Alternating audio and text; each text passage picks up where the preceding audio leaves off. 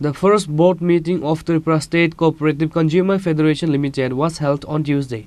This meeting was held at Aitorma Conference Hall. Tripura State Cooperative Consumer Federation Limited Chairman Tuton Das and others were present. On this day, several issues were discussed in the meeting with a total of 10 subjects, said the Tripura State Cooperative Consumer Federation Limited Chairman Tuton Das. আজকে আমাদের Tripura state cooperative consumer federation আয়তরমা first board meeting. এই board মিটিংয়ে আমরা প্রথম যে agenda রেখেছি এটার মধ্যে হলো পুরনো আয়তরমাকে আবার ফিরিয়ে আনা।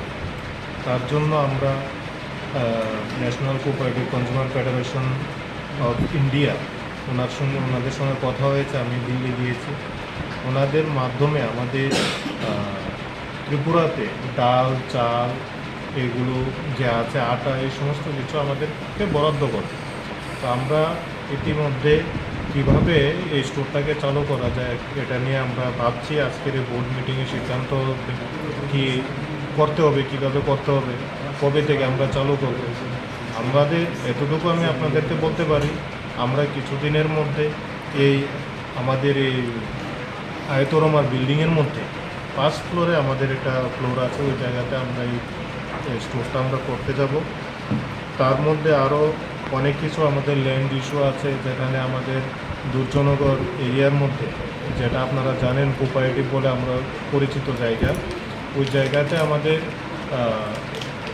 54 শতক জায়গা পাবলিক অকুপাই করে রেখেছে। আমরা ওইখানে ডেভেলপমেন্ট ওয়ার্ক করতে পারছি না, ওই বিষয়টা নিয়ে আমাদের এখানে আলোচনা হবে।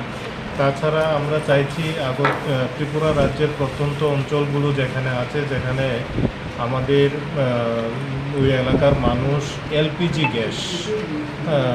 গ্যাসের খুব সমস্যা হচ্ছে, ওইখানে তো আর পাইপলাইন নেই।